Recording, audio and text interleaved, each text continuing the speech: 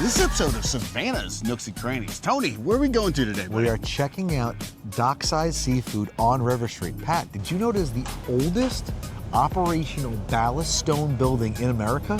I had no clue until they told me, but dude, so awesome. And you know, you think about it when it comes to ballast stones, where they used on the ships back in the day, right? The location is perfect. It's right on River Street where they used to do all this. So it makes a ton of sense, but man, it's so historic. I'm super excited. Let's do this. Let's go check it out. Okay, let's go.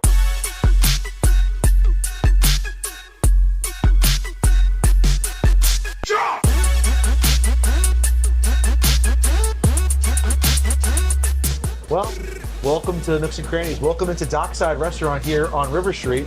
We are with Chase Crenshaw, General Manager. Great. Chase Crenshaw, General Manager. He's stepping behind the lines today and also cooking some awesome food for us. So you were just saying, Chase, how old is this building? Well, it's a little over, it's getting close to that 250-year mark. You know, yeah, 250 years. Closer than not. Yeah, it's right at about, it was built in 1792. So, you know, sitting at right about like 210, something like that. But 210 years. And it's, isn't it one of the oldest original ballast stone restaurants or buildings in America, right? Correct. Yeah, it is. It's you know, it's crazy story. You know, it's crazy how you can get a restaurant in something like this, and you know, but it's all a part of history, and it's all awesome. What is your favorite dish on the menu?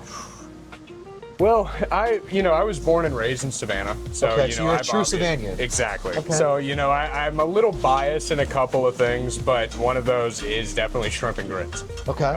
Yeah, I am a massive proponent of shrimp and grits, so I think that's gonna have to be my favorite dish out of all of them. All right. We are now making the Savannah Mahi with Chef Justin here. Justin, let's run through this bad boy. So how many Mahi Savannahs have you made? Roughly, I don't even know if I could tell you. It's one of our most ordered dishes, so it's definitely gotten a lot. I don't even know. I'd say in a week I probably make easily 100 something. 100 and something. Oh yeah. Wow. Oh yeah. We run through some mahi. And outside of the shrimp and grits is one of your other most popular dishes that you guys say. Oh yeah. Out of the two, I would say that's a hard one. I'd say the shrimp and grits has got my heart. I'm a local boy, so I do enjoy some shrimp and grits. But other than that, I could probably sell, honestly, I feel like the same. We do an app and we do an entree. But I'd say, yeah, we could probably pop out 100 in a week as well with those.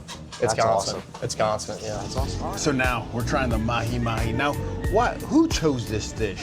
This is one of their Dockside's one of the most popular dishes outside of their shrimp and grits. Okay, so the people. The people. So the people have picked it. All right.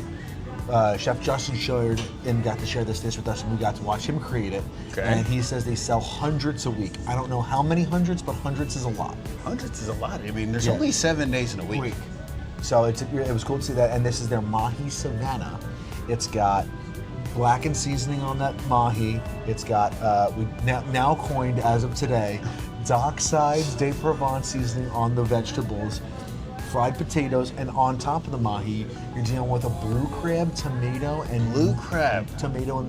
mushroom topping for it. So we should have a little bit of vibrance and pop to it with the mushroom and the tomato. All right. Well, I'm excited. Let's do this. Let's go ahead. A little lemon on that. I'll leave that on the side. So I guess we'll give you a nice little slant here. It's on you, Patty D. All right. And then you got a nice white-looking mild fish in color, right? Not a pink fish. Yeah, let's get a good. Not a pink fish. Not a red fish. I like the blackening sauce. Did they give you, or the blackening season? Did it give you an idea what's in there? Is there a secret? We know that there's 17 there's 17 different items that make up their blackening seasoning. Obviously, just by the color alone, you know you're going to probably get some paprika. You know you're going to get some onion powder and garlic powder in there. You know that. I didn't know I that. know that Thank because God I can see the you're guys here. visually. Right. Those are the things that you see on that. Okay, all right. Get yourself some. I want to give me one of these guys. Yep. Okay, and then some pantantos. Patats. All right, excellent. And I tell you what, the preparation, like you said, it seems like it was like we had at the Fitzroy, so I'm excited about it. Crunchy on the outside, soft on the inside. All right, so I'm just going to do a little, before we get in, I just want to get just the fish in itself. All right. Try potato real quick. All right, fish. Blackened. Oh my God. I think I'm having an awakening here, Pat. I think I like mahi. I think a lot of times that the reason why most people don't like fish is so fishy, right? Yes. This is really, I am Not pleasantly surprised, very mild for a fish, right? I mean, we use that term gamey for like things like venison and things like that, or fishy is the term we use. No, you're absolutely right. Yeah, yeah. So let's get it with this little bit of mushroom, a little bit of blue crab on that bad boy too. You can taste that blue crab, the difference in the blue crab make really. I would definitely eat this. Oh my lord. I wouldn't eat ketchup for these potatoes, but besides that. I mean, everyone knows your love for ketchup, buddy. It's a long. I still don't understand why people don't like ketchup. Because it's for children, Pat. That's I don't why. understand. It's for children.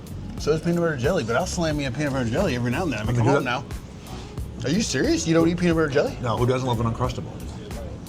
How much childish could it possibly be than an Uncrustable, buddy? I mean, you got protein in peanut butter. I've got to jelly. get more, dude. Yeah, dude, right? Well, for those who don't know, Savannah Nooks and Crannies is a hometown operation here, and it is a family affair. We are here with the lovely and fantastic Mrs. Lauren Berna. I would consider her our local fish expert. As someone that doesn't usually eat fish, I'm going to ask you about the past dish. So what did you enjoy most about the Savannah Mahi? I thought it was a really good combination of flavors because you have the mahi, which if you love fish like I do, it's always going to be good. But also to put fresh ingredients with something that's been blackened and cooked in a whole lot of butter is a nice balance with the tomatoes and the mushrooms. And who doesn't love a little bit of extra crab added on? But how did you like the blackened seasoning? I thought it was very good. I really want to know. know what the 17 things are, but they won't tell us. All right, well, Every chef needs their secrets. and that's Yeah, one of them. yeah. All right. So, man, when they brought this out here, I saw the crab legs and I was like, whoa, yeah, right. You got some. amazing.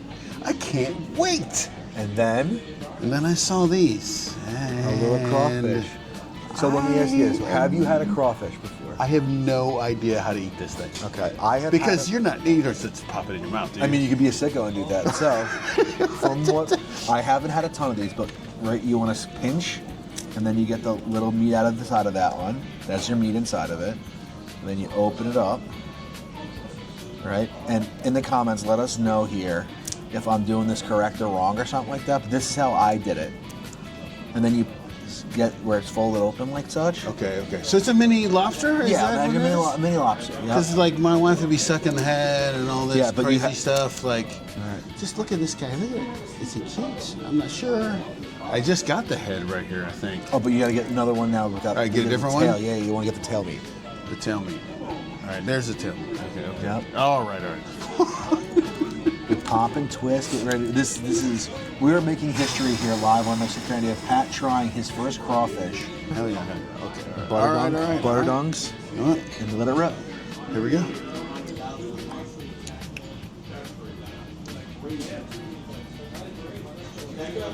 Right? Way more mild than you expected, right?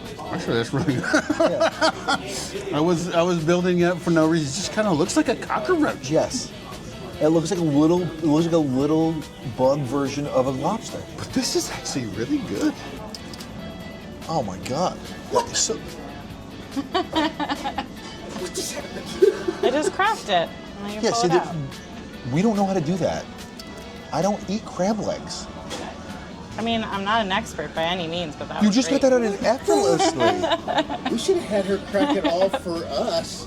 Yeah. Okay, all right. Wow. That's the good stuff. So we just witnessed a young Kobe Bryant snap open that crab leg after just telling us that she doesn't know what she's doing. For a New Yorker, I was a bet.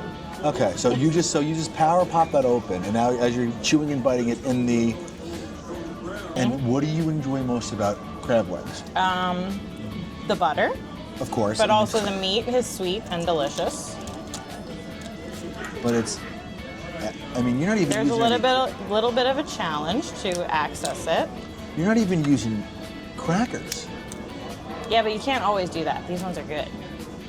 Okay, is that the mark That's of the good stuff. Is that the mark of a good crab leg? Is it the ability to crack? I don't know. easily? This usually doesn't happen. I have been known to bleed at the I am table. blown away too. Right? She's making this look effortless. Now that we have seen a well-versed snow crab leg cracker, I'm gonna try it over here and try to remember how she did it. All right. She just. So I feel like the vein things were. Yeah. See, like we just needed a tutorial. Okay. I'm making not a tutorial. All right. So I got, I'm close. Okay, here we go. Maybe I need to be more gentle. see, I feel like I'm just trying to freaking yeah, muscle like this thing. manhandle it, right? And should I? All right. I'm getting some of it out. But this is still a good amount right here. I mean, you know, thank you, Lauren, for showing me how to. Fudging this up, man. Well, all right, so I'm gonna put it in the butter. I got plenty of crab meat Yeah, here, right I here. got So some I'm crab gonna meat here, mix it. too. I'm gonna mix it up. Yeah, it's Flavor-wise, dude, I mean, come on. it's slightly sweet. Not overly sweet like you're eating a piece of cake, but it's got a little bit of sweetness to it. Yeah, It's milder in flavor than I expected, and it's crumblier, if that's a term. I don't know if it is, but it's more tender than I expected. I thought it was going to be like super stiff. As now you have that, and then obviously you had Low Country Boil before. How do you feel this fares up to some of the Low Country Boils that you've had in the past? As far as like the elevation level, Yeah. dude, this is hands down the best low country I have had. That you've had. Because I've never had it with the crab leg. Like I said before, man, if you're eating crab legs without the struggle, man, you know how good it is. Right? And then you got the sausage, you got the crawfish that I never tried before. Yeah. It's okay. You're allowed to have your own What do they say, opinion. 6-7? Is that what they do? I don't know. You're asking the wrong guy. I mean, but you know, as far as everything else, the flavors carry all the way through. I feel like you get all the flavors all the way through. The crab legs just set it up the top. I know my wife is gonna be mad when she watches crab this legs. video, dude. And then she's gonna be like, so "You upset. two mooks destroyed those crab legs, left a ton of meat behind. I can't believe you Oh did that." yeah. So, no, dude, I thought it was good. What about you? I think that I love the way that it was sautéed in the butter, sautéed back in the butter garlic sauce at the end of it. I think it added a nice touch. And I think what was cool was Chasey shared with us that you have to be a little bit more unique, right? I think that it blends everything together. I think the really cool take is adding the crawfish and adding the crab to it. And I think by sautéing everything together in one after it's parboiled, just kind of ties it all together. And us, man, I think across the board, out of all three things we have, I would say, in totality, I am pleasantly surprised. And this is my first time eating at Dockside, by the way. Trying out the shrimp and grits. Is this the shrimp and grits time? This is their shrimp and grits. They do a fried grit cake. And as you can see, it's got some really nice, rich looking color to it. And I'm really excited because this is the first time, believe it or not, I've actually got to watch someone make shrimp and grits. I've never seen the process. Because we didn't do it at the When we public, were at the right? public, or when we were over at 45 Bistro. Look, okay, so this kind of reminds me of Bedford's. Yeah, because it's the fried grit cake as well, which I think that it adds a different, unique taste to it, right? It adds a different flair to what's going on. And we were sharing with Chase and I in the kitchen. We were talking about how what's cool about shrimp and grits is that everyone's got their own little variety, right? And the thing we learned that the first time we had it and shot it and worked together when we were at Leslie Wiggins' of Flavors Food Tour, and now having it way more often and ordering it out, like it's really cool to see it. It reminds me of, when you're from the Northeast, you have someone that has an Italian relative that makes sauce. Everyone's red sauce is different, right? And by the way, it is sauce. It's not gravy. Gravy's brown. Good to clarify that. All right, so Vince Vaughn, you're wrong. Yes, Sorry to tell you 100%. that. Yeah, he's out. He's from Chicago. It's a whole different thing. All right, there you go. But yeah, dude, let's go out and steal a grit cake here. All right, so, okay, tell me about the process. What makes this process different? Like, it's like I said. You got a sweet grit cake in there. They obviously thicken things up with some ham on that bad boy. You got that, and it was really cool. Obviously, if one of your main ingredients is going to be heavy cream, and they obviously thicken this bad boy up. So what else is in here besides shrimp and grits? I mean, it looks like there's some other. You got some ham in that bad boy Oh, too. that's ham. Yeah, thickened. It's going to be thickened up with some ham. So it was really cool to watch before you added it, watch that bad boy get rendered down from the ham. Already like this cream. Uh-huh. I already like this cream. So how do you get in this shape? Like, how does this shape? What's the thought process behind the shape? It is I guess because you're using it as a cake, you want it to be a little triangular. Okay. So how do you get grits into this configuration? You didn't get to watch that part of the process already, okay. so I don't have I can't give you a legitimized answer on that. Let's little bowl of this jamon. Right. Well, when you fry stuff, typically it elevates the flavor.